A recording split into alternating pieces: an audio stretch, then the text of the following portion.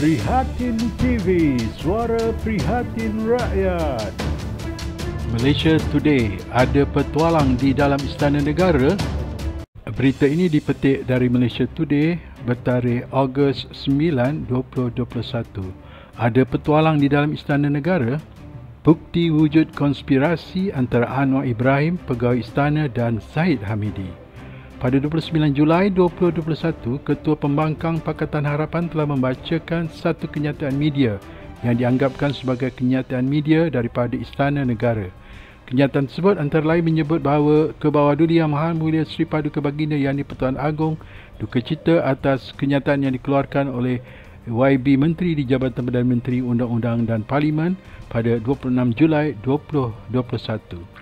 Kenyataan media Istana Negara yang ditulis dan dikeluarkan melalui Datuk Pengelola Lebih Diraja itu juga turut menzahirkan titah pandangan Seri Paduka Baginda Yang di-Pertuan Agong agar ordinen darurat dibahaskan di dalam Parlimen sebelum ia dibatalkan. Namun polemik yang diwujudkan oleh pembangkang di sini adalah kerajaan sudah pun menderhakai titah pandangan Seri Paduka Baginda Yang di-Pertuan Agong, kerajaan derhaka, kerajaan langgar perlembagaan dan pelbagai jenis label lagi yang dikeluarkan oleh pembangkang. Namun polemik tersebut adalah tipu helah untuk menutup konspirasi yang wujud.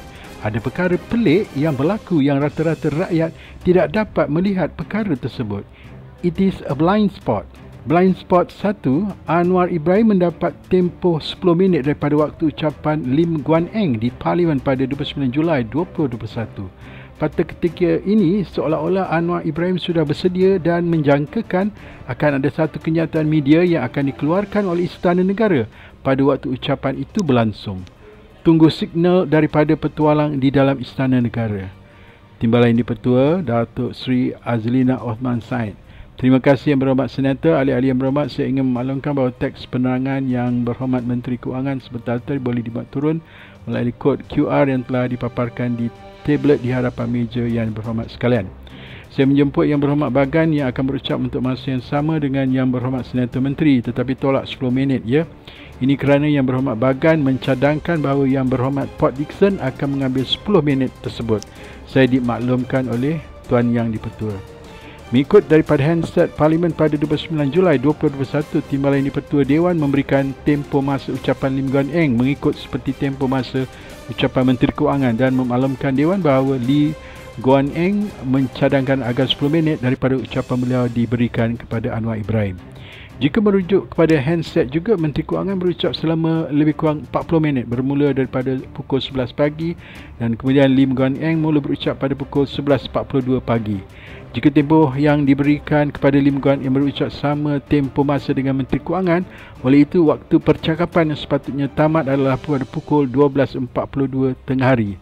Namun disebabkan Lim Guan Eng memberi laluan 10 minit terakhir itu adalah ucapan daripada Ketua Pembangkang bermaksud Anwar Ibrahim mula berucap atau berdiri pukul 12.12 tengah hari kerana tidak ada gangguan daripada ahli dewan yang lain pada waktu itu. Kita boleh saksikan di sini masa percakapan bermula 11.42 pagi dan kenyataan yang dikeluarkan oleh Istana Negara 29 Julai pada pukul 12.02 tengah hari.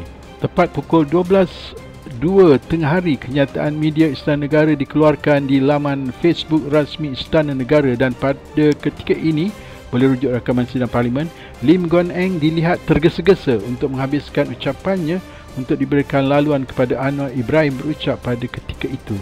Sedangkan boleh saja Lim Guan Eng memohon agar dipanjangkan sedikit tempoh waktu ucapannya agar dia boleh menghabiskan intipati ucapannya itu. Anwar Ibrahim ketika membaca kenyataan media Istana Negara yang sudah siap bercetak hard copy, kita boleh lihat dalam foto ini. Selepas Lim Guan Eng memberikan lantai percakapan kepada Anwar Ibrahim, satu kenyataan media daripada Istana Negara dibacakan kepada Dewan. Bukan melalui telefon mudah alih, tetapi melalui teks yang sudah siap dicetak di tangan beliau. Bagaimana satu kenyataan media yang baru saja dikeluarkan di laman Facebook Istana Negara sudah boleh berada di tangan Anwar Ibrahim, hard copy, dan dibacakan di hadapan ahli Dewan? Tidakkah anda merasa ralat perkara ini berlaku? Tidak, sebenarnya jika perkara ini berlaku hasil kerjasama jahat dari pegawai istana yang membocorkan kenyataan media itu sebelum ia dimuat naikkan ke ke dalam Facebook rasmi Istana Negara.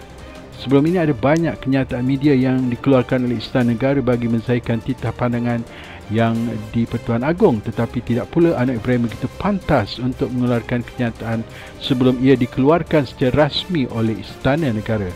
Maka ini bermaksud adanya petualang di dalam Istana Negara yang sengaja mengheret imej istana untuk dijadikan bahan politik, sedangkan Istana Negara adalah cabang kuasa eksekutif yang seharusnya terpisah daripada unsur-unsur politik kepartian.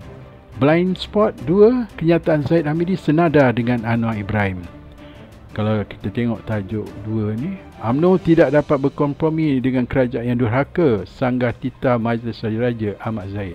Anwar pula, rakyat kini tahu kelompok pertahankan kuasa derhaka kepada Agong, Anwar Ibrahim. Kenyataan Zahid Hamidi tidak lain menyebut derhaka letak jawatan sama seperti kenyataan dikeluarkan oleh Ketua Perbankan di Parlimen, derhaka letak jawatan. Itulah skrip yang diulang-ulang oleh cikgu dan anak murid ini. Cuba kita teliti kenyataan-kenyataan media pemimpin-pemimpin politik yang lain. Ada atau tidak naratif mereka sama seperti dua sosok ini? Blind Spot 3, pembocoran surat personal ke bawah Duli Yang Maha Mulia Sri Paduka Baginda Yang di-Pertuan Agong kepada Muhyiddin. Ada pegawai istana yang mahu jadi hero di dalam kekalutan rakyat sengsara akibat situasi pandemik COVID-19. Ini adalah dokumen istana yang sengaja dibocorkan. Suatu dokumen Istana Negara yang bertarikh 29 Julai 2021 telah dibocorkan kepada umum.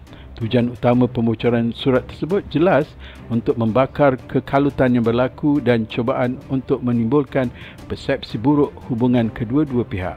Tindakan sengaja bocorkan dokumen rasmi seperti ini jelas melanggar undang-undang dan perlembagaan negara kerana dokumen ini tertakluk di bawah Akta Rahsia Rasmi. Mana-mana pegawai yang sengaja membocorkan kerahsiaan negara boleh dihukum di bawah akta ini.